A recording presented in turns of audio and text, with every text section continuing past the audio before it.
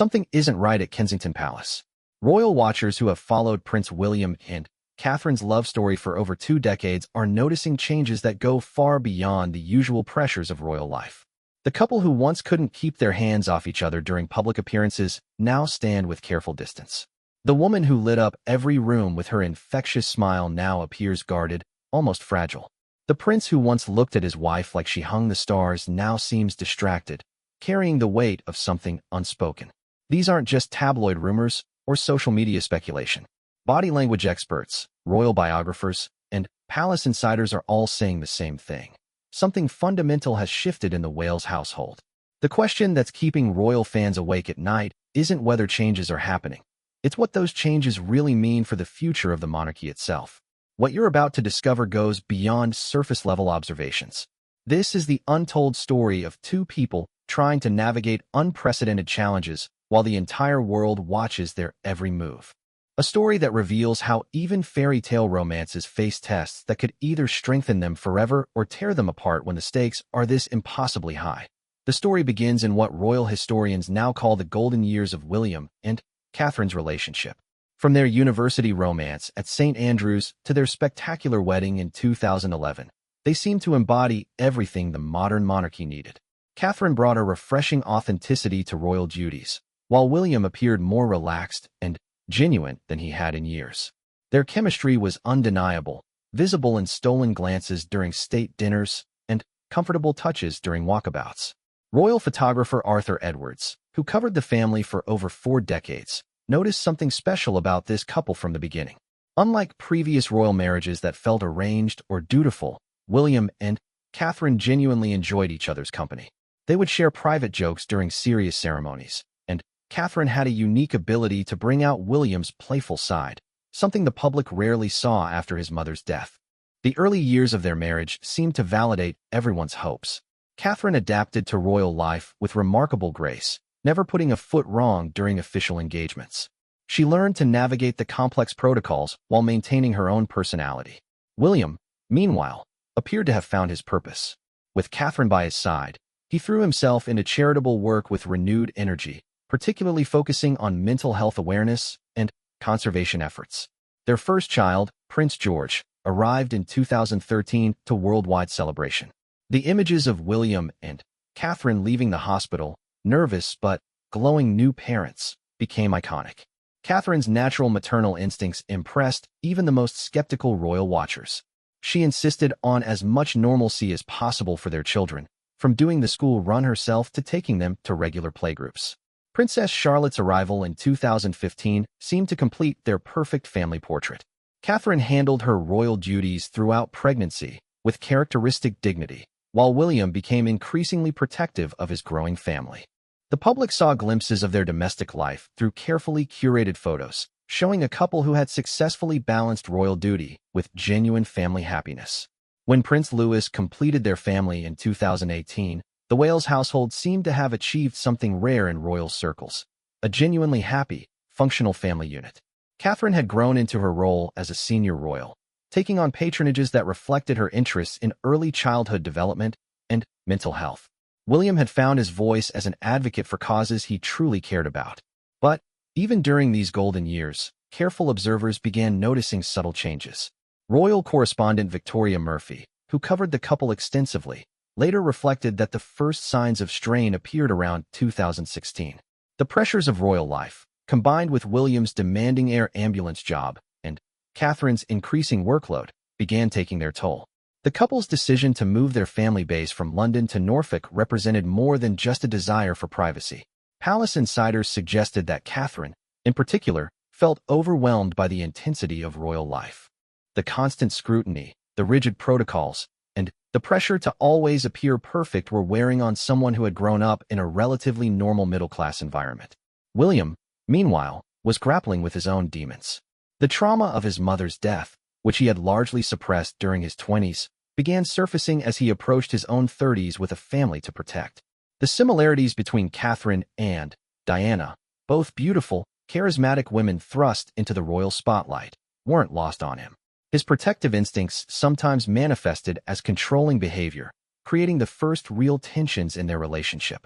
The birth of their children also brought unexpected complications. While the public saw picture-perfect family moments, the reality behind palace walls was more complex. Catherine suffered from severe morning sickness during all 3 pregnancies, leaving her physically and emotionally drained. William, committed to his air ambulance duties, wasn't always available during her most difficult moments.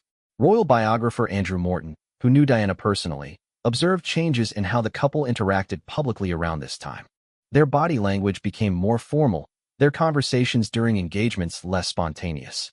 Catherine's smile, once effortless and genuine, sometimes appeared forced. William's famous temper, usually well-controlled in public, occasionally flashed during media interactions. The Norfolk move was meant to provide respite, but it also isolated the family from their support network. Catherine, who had relied heavily on her parents' guidance, found herself geographically separated from them during a time when she needed support most. The rural lifestyle, while offering privacy, also limited her ability to maintain friendships outside royal circles. Professional pressures mounted as well. As William prepared for his eventual role as Prince of Wales, palace officials began increasing expectations for both him and Catherine. The number of engagements grew, the scrutiny intensified, and the margin for error decreased significantly. Catherine, who had initially enjoyed the variety of royal duties, began showing signs of stress under the relentless schedule. The 2016 tour of India and Bhutan became a turning point, though few recognized it at the time. While the tour was deemed successful publicly, those close to the couple noticed increased tension between them. Catherine appeared exhausted throughout much of the trip, and William seemed frustrated by the constant media attention focused on his wife's wardrobe rather than their charitable work. Photography from this period reveals subtle but significant changes in their dynamic. Where once they walked hand in hand naturally, they now maintained more formal positions. Catherine's hand often rested on William's arm rather than being held in his. Their conversation during public moments became more stilted, as if they were conscious of every interaction being analyzed. Behind the scenes, palace staff began noticing changes in both their temperaments. Catherine, once known for her patience and warmth with staff, became more distant and particular about her schedule. William's mood swings became more pronounced, particularly when dealing with media requests involving his family. The easygoing prince who once joked freely with journalists became increasingly guarded and sometimes hostile to press attention. The couple's friends from university and their early relationship began seeing less of them.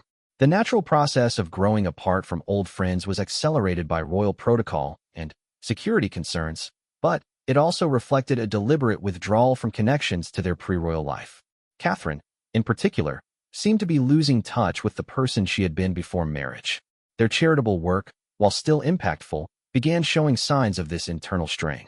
Joint appearances became less frequent as they pursued separate interests more aggressively.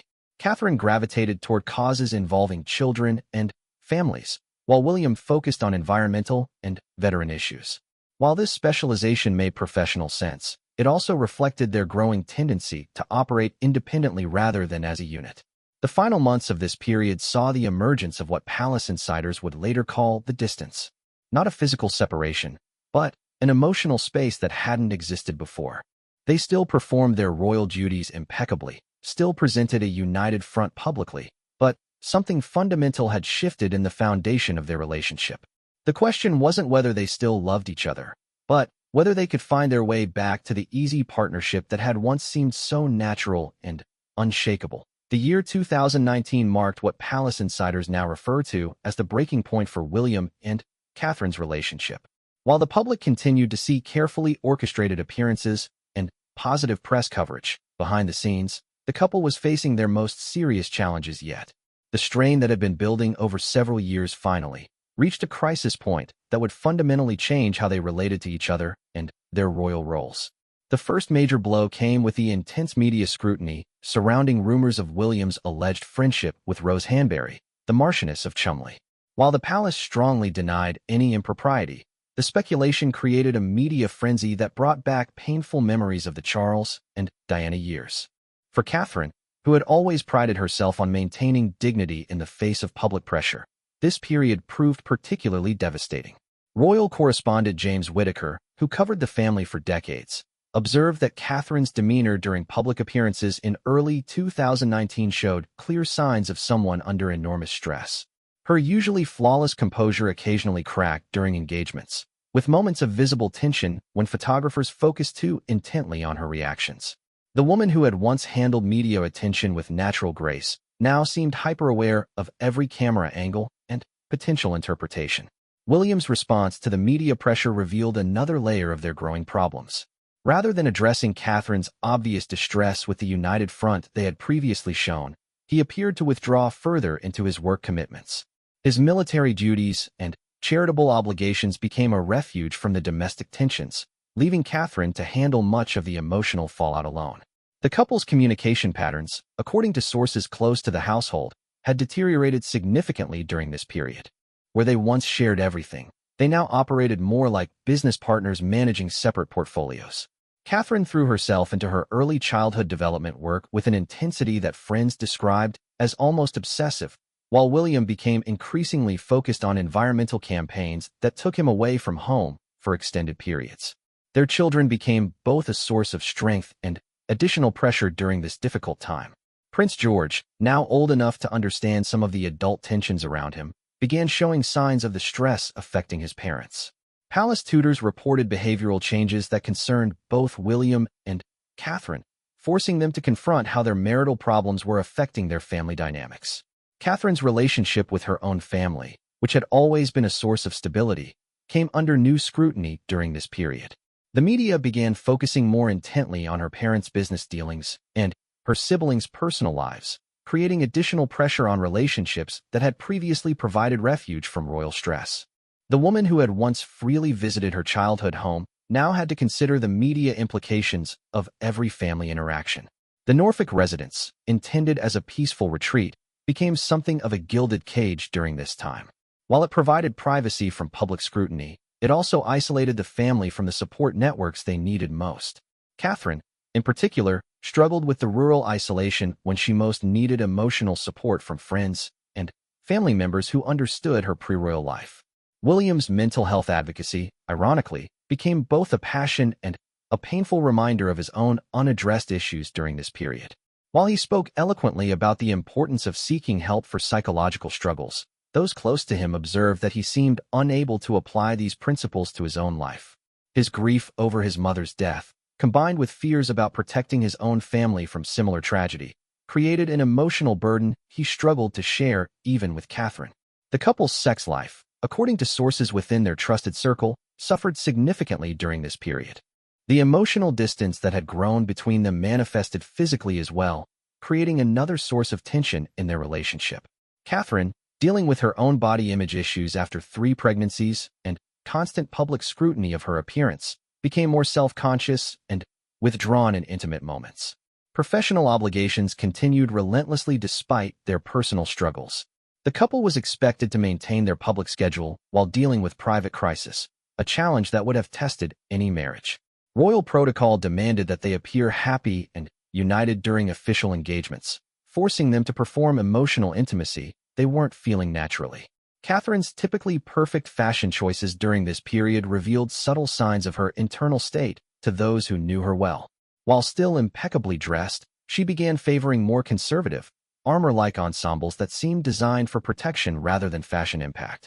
Her jewelry choices, once playful and varied, became more subdued and formal, reflecting her emotional withdrawal from public life. The couple's approach to parenting also shifted during this difficult time. Previously, they had been hands-on parents who prioritized family time above royal obligations. Now, they seemed to use their children as emotional buffers, focusing on parental duties to avoid confronting marital issues. While their love for George, Charlotte, and Louis remained evident, their ability to co-parent effectively was strained by their personal tensions. Palace staff, trained in discretion, began noticing changes in the couple's daily routines that suggested deeper problems. Separate schedules became more common, with William and Catherine often attending the same events but arriving and leaving independently. Their private conversations, once animated and affectionate, became more businesslike and formal even when they thought no one was watching. Sleep became another casualty of their marital stress. Catherine, according to household sources, began experiencing insomnia that left her visibly exhausted during morning engagements. William's own sleep patterns, disrupted by work stress and personal anxiety, meant that even their quiet moments together were affected by fatigue and emotional depletion. The couple's social life virtually disappeared during this period. The dinner parties and weekend gatherings with friends that had once been regular features of their Norfolk life became rare occurrences. When they did socialize, friends reported that the easy banter and obvious affection between William and Catherine had been replaced by polite but distant interaction that left everyone feeling uncomfortable. Catherine's charitable work, while still impressive to outside observers, became increasingly solitary during this time. She began preferring solo engagements to joint appearances, and her staff noticed that she was more comfortable discussing professional matters than personal topics. The woman who had once been open and warm with her team became more reserved and protective of her privacy. Financial pressures, though not significant by normal standards, added another layer of complexity to their problems. The cost of maintaining multiple residences, security, and staff while managing their charitable obligations created logistical stress that affected their daily lives. Catherine, who had grown up in a comfortable but not wealthy family, sometimes struggled with the guilt of such privilege during times of personal unhappiness. The seasonal cycle of royal obligations meant that their problems coincided with some of their most demanding professional periods. Christmas celebrations, summer tours, and ceremonial events required them to perform happiness and unity while privately dealing with serious marital difficulties. The contrast between public expectation and private reality became almost unbearable for both of them. By the end of 2019, those closest to William and Catherine could see that their marriage had reached a critical juncture. The fairy tale romance that had captured the world's imagination was facing tests that would either destroy it completely or force them to rebuild their relationship on entirely new foundations. The question that haunted everyone who cared about them was whether two people could find their way back to love when the whole world was watching and judging their every move. When the world shut down in March 2020, no one could have predicted that a global pandemic would become the unlikely catalyst for William and Catherine's marital recovery. The lockdown that trapped millions in their homes forced the royal couple to confront their problems without the usual distractions of official duties, public appearances, and constant travel. For the first time in years, they were simply a family isolated in their Norfolk home, with nowhere to hide from each other or the issues they had been avoiding. The initial weeks of lockdown were particularly challenging for Catherine, who had grown accustomed to using royal duties as an escape from domestic tensions. Suddenly, there were no engagements to attend, no carefully choreographed public appearances to focus on, and no palace staff to provide buffer between her and William's increasingly complex emotional state. The woman who had mastered the art of royal performance now had to navigate raw, unfiltered family dynamics 24 hours a day. William's reaction to the forced isolation surprised everyone, including Catherine herself. Rather than chafing against the restrictions as many expected, he seemed to find relief in the reduced obligations and media pressure. The constant scrutiny that had been suffocating their relationship was suddenly absent, giving them space to breathe and remember why they had fallen in love in the first place. Without the weight of public expectation pressing down on them, William began to rediscover the playful, affectionate man Catherine had married. The couple's 3 children became unexpected marriage counselors during this period. Prince George, Princess Charlotte, and Prince Louis needed stability and routine while their familiar world had been turned upside down. Meeting their children's needs forced William and Catherine to work together in ways they hadn't in months. Planning homeschool activities, creating entertainment, and maintaining family traditions required cooperation that gradually began rebuilding their partnership. Catherine's natural organizational skills, which had sometimes created tension when applied to royal duties, proved invaluable during lockdown family management. She created schedules and activities that kept everyone engaged while also carving out space for adult conversation and reflection. William, initially resistant to such structured domestic life, began appreciating how Catherine's planning created the stability their family desperately needed during uncertain times. The absence of external royal obligations also allowed them to address issues they had been postponing for years. Without the excuse of busy schedules and public duties, they were forced to confront the communication problems that had been building since their move to Norfolk. Late-night conversations that had been impossible during their packed pre-pandemic schedule became regular occurrences, gradually rebuilding emotional intimacy they had lost. Technology became an unexpected ally in their recovery process. The video calls and virtual engagements that replaced in-person royal duties allowed them to work together from home, sharing responsibilities in ways that reminded them of their early collaborative approach to royal life. Catherine's natural comfort with technology and William's growing appreciation for its potential created shared projects that brought back elements of the teamwork that had once defined their relationship. Physical intimacy, which had suffered significantly during their difficult period, began to recover during the isolation. Without the pressure of public appearances and travel schedules, they rediscovered the importance of physical affection and emotional connection. The privacy of lockdown allowed them to address intimate issues that had been complicated by royal protocol and constant scrutiny. The couple's approach to parenting evolved significantly during this extended family time. Previous tensions about balancing royal duties with family responsibilities disappeared when royal duties were temporarily suspended. Both William and Catherine became more present and engaged parents, and their children responded positively to having both parents available and focused on family life rather than external obligations. Catherine's mental health, which had been deteriorating under the pressure of royal life and marital stress, began to improve during the quieter pace of lockdown. The woman who had been showing signs of anxiety and depression found relief in the reduced scrutiny and simpler daily routines. Without the constant analysis of her appearance and behavior, she began to rediscover confidence and natural happiness that had been buried under layers of royal expectation. William's environmental advocacy found new expression during the pandemic, and Catherine became more genuinely involved in supporting his passion projects. Working together from home on virtual environmental initiatives reminded them of their shared values and common goals. The partnership that had been central to their early relationship began to re-emerge around causes they both cared deeply about. The couple's relationship with Catherine's family also healed during this period. The reduced media attention and travel restrictions meant that family visits could happen more naturally and frequently. Michael and Carol Middleton became regular fixtures in the Norfolk bubble, providing emotional support and practical help that reminded Catherine of her roots and values outside the royal system. Sleep patterns, which had been disrupted by travel and stress for years, normalized during lockdown. Both William and Catherine began getting better rest, which significantly improved their mood and ability to communicate effectively. The simple luxury of waking up together without immediate travel plans or public obligations helped rebuild daily intimacy that had been lost to royal scheduling demands. Exercise and outdoor activities became shared interests during the extended Norfolk stay.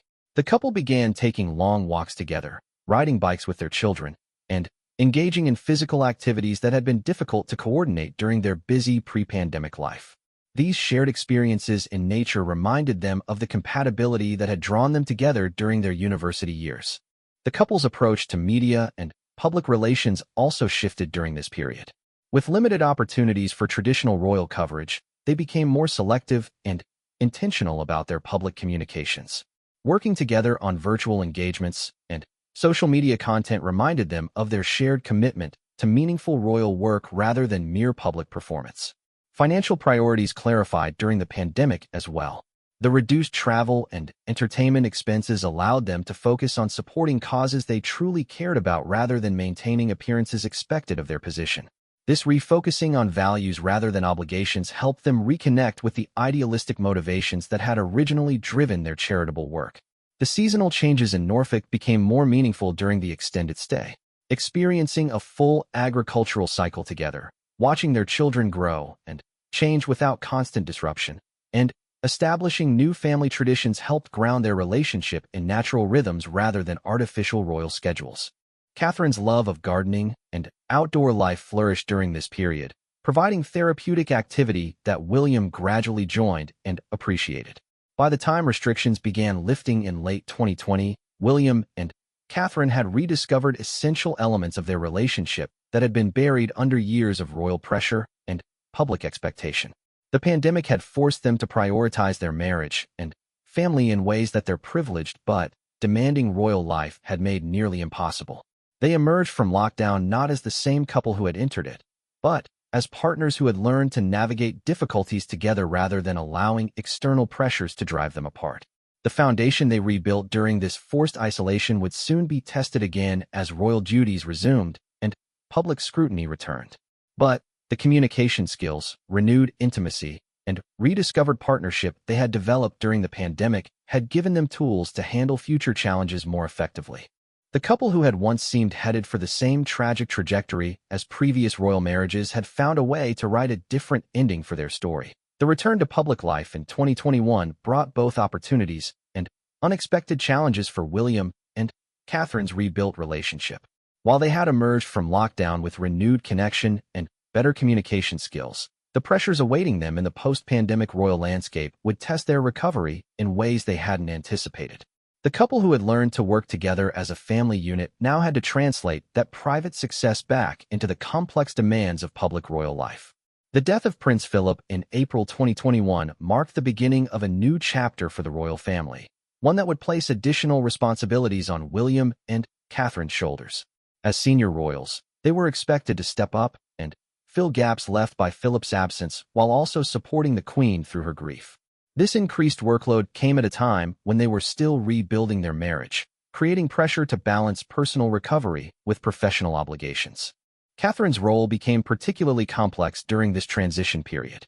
The woman who had once struggled with royal expectations now found herself being looked to as a stabilizing force within the family. Her successful navigation of pandemic challenges had elevated her status within royal circles, but it also meant higher expectations and closer scrutiny of her every move. The confidence she had rebuilt during lockdown was immediately tested by renewed media attention and increased responsibility. William's relationship with his father became another source of stress during this period. As Charles prepared for his eventual kingship, expectations for William's own preparation intensified. The father-son dynamic, complicated by years of unresolved issues from Diana's death, and Charles's relationship with Camilla, added tension to William's already complex emotional landscape. Catherine found herself trying to support her husband through family conflicts while managing her own increased royal duties. The couple's children, who had thrived during the extended family time of lockdown, struggled with the return to more formal royal life. Prince George, in particular, began showing signs of anxiety about his future role as king, leading to difficult family conversations about duty, privilege, and personal choice. William and Catherine had to navigate helping their children understand their positions while protecting them from overwhelming pressure.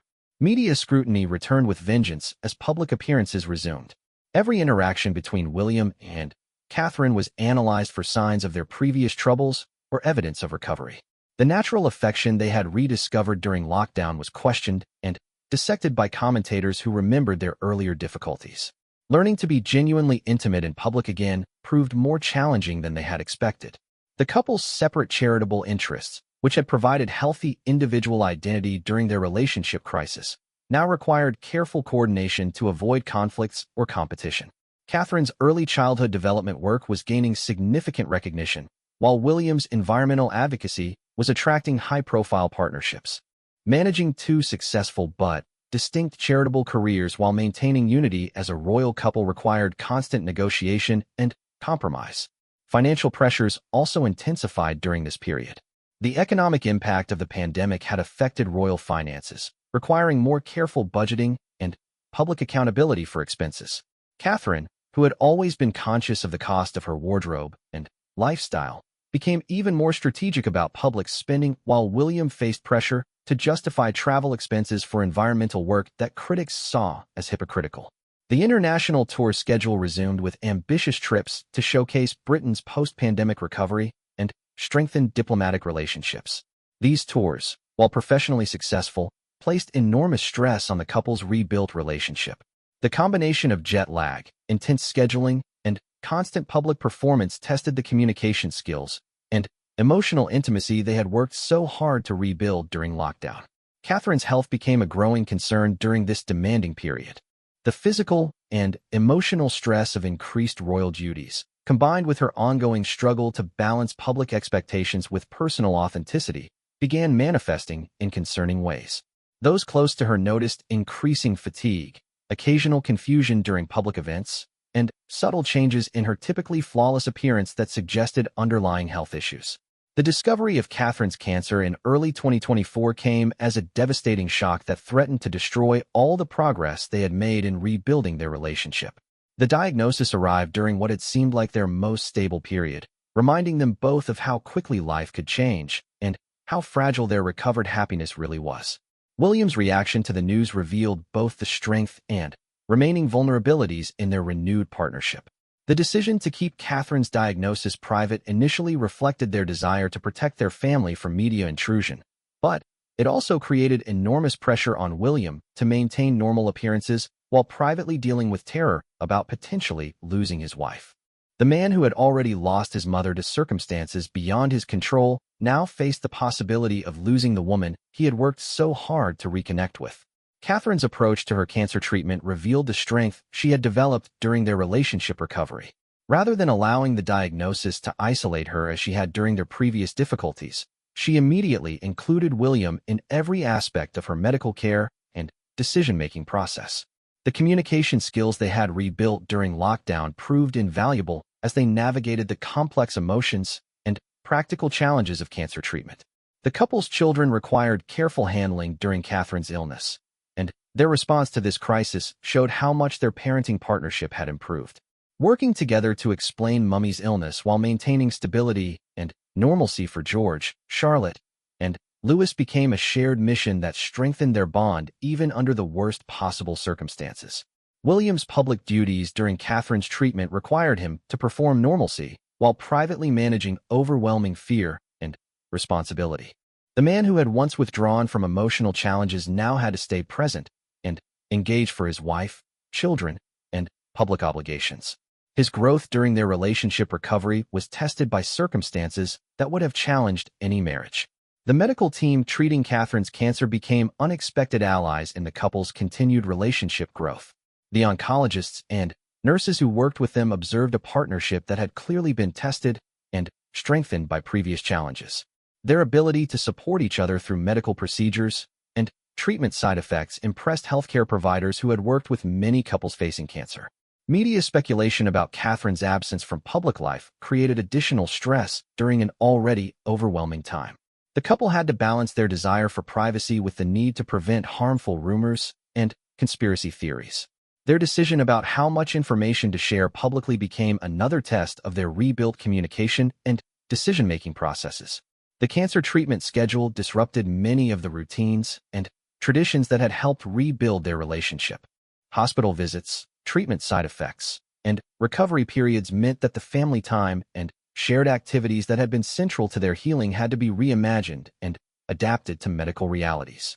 Catherine's hair loss from chemotherapy presented unexpected emotional challenges for a woman whose appearance had been scrutinized and celebrated for decades. William's response to these physical changes became a crucial test of the emotional intimacy they had rebuilt. His ability to help his wife maintain confidence and dignity during treatment revealed the depth of their renewed connection. The support system they had rebuilt during lockdown proved invaluable during the cancer crisis. Catherine's family, particularly her mother Carol, became essential caregivers and emotional support. William's relationship with his in-laws, which had sometimes been strained by royal protocol, deepened significantly as they worked together to support Catherine through treatment.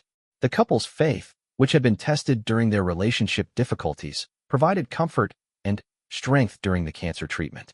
Their shared spiritual practices and beliefs gave them framework for understanding and coping with medical uncertainty while maintaining hope for the future. By the time Catherine's treatment showed positive results, both she and William had been transformed by the experience in ways that went far beyond their previous relationship recovery. The couple who had learned to communicate and reconnect during lockdown had now proven their ability to support each other through life's most serious challenges. Their marriage had been tested by pressures that destroy many relationships, but they had emerged with deeper appreciation for each other and clearer understanding of what truly mattered in their life together. The autumn of 2024 marked a profound transformation in William and Catherine's relationship that observers could see but struggled to fully understand. The couple who emerged from the cancer crisis bore little resemblance to the distant, formal partners who had been struggling just a few years earlier. Their public appearances now displayed an authenticity and connection that felt different from their early romantic days. This wasn't the innocent young love of their university years or the fairy tale romance of their wedding period, but something deeper and more resilient forged through genuine hardship and conscious choice. Catherine's return to public duties following her successful treatment revealed a woman fundamentally changed by her experiences. The perfectionist who had once obsessed over every detail of her appearance and protocol now carried herself with a confidence that seemed unshakable. Royal watchers noticed that she no longer flinched at camera flashes or appeared anxious about potential criticism. The woman who had once seemed fragile under pressure now radiated strength that came from having faced her mortality and emerged victorious. William's transformation was equally dramatic, but perhaps more subtle.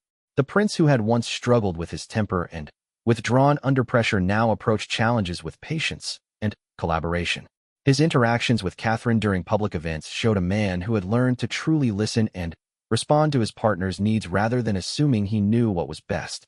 The protective instincts that had once manifested as controlling behavior now expressed themselves through genuine support and respect for Catherine's autonomy. Their communication style, visible to anyone who watched carefully during public engagements, had evolved into something remarkably efficient and intimate.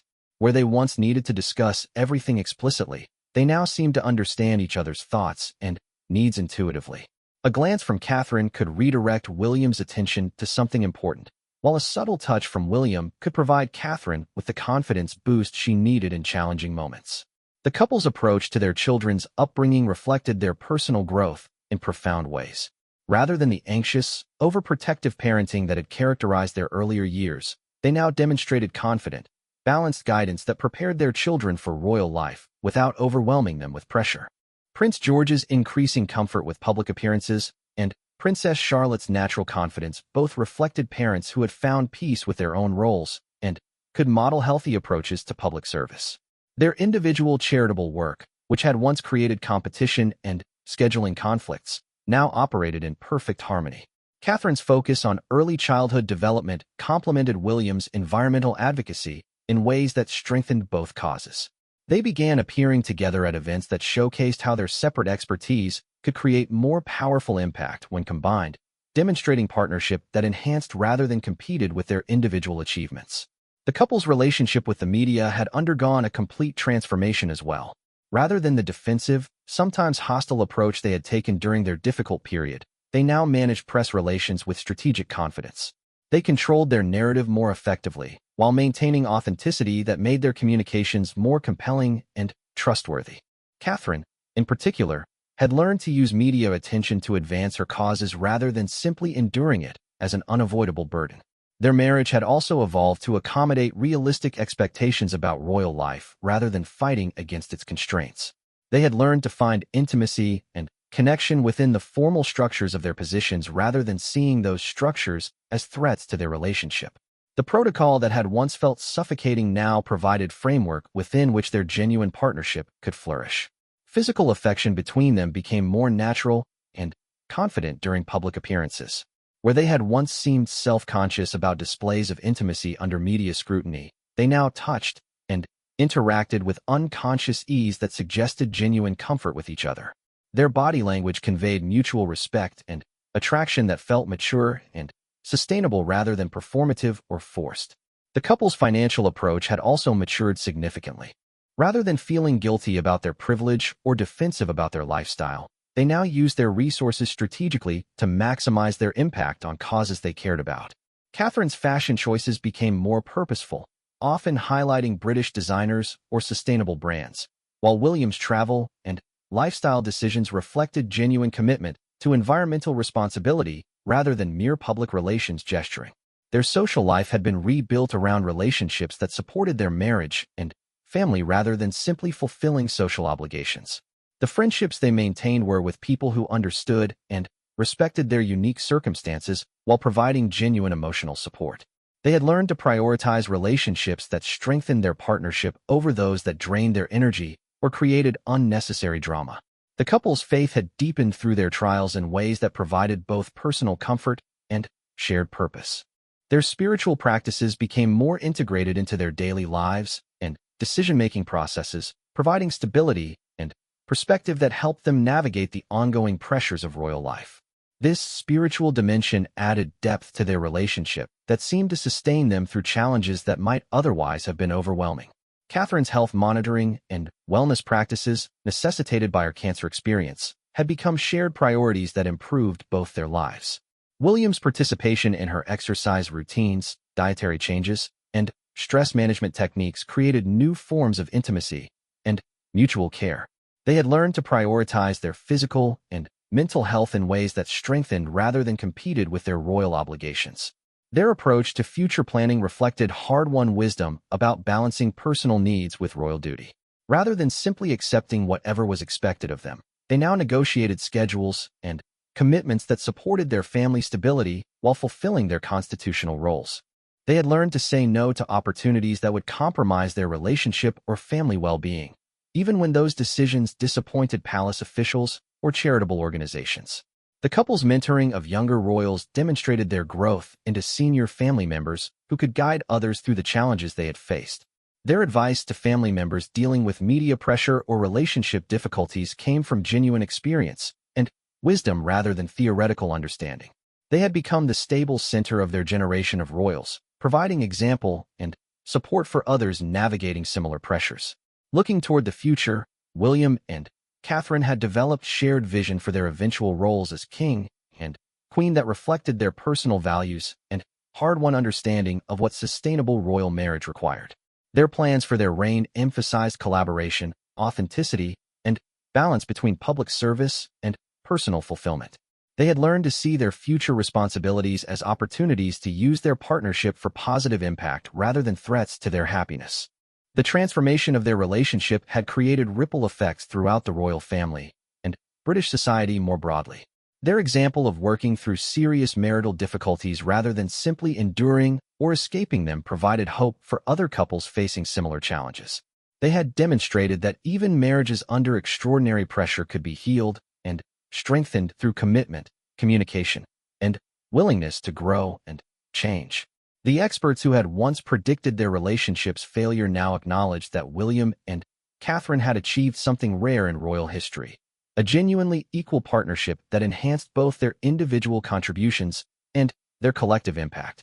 They had proven that modern royal marriage could be both personally fulfilling and professionally effective when both partners committed to authentic communication and mutual support.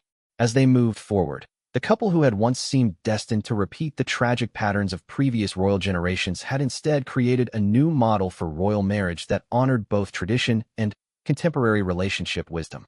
Their story had become one of hope and transformation, proving that love could not only survive the unique pressures of royal life, but could emerge from those pressures stronger and more genuine than ever before.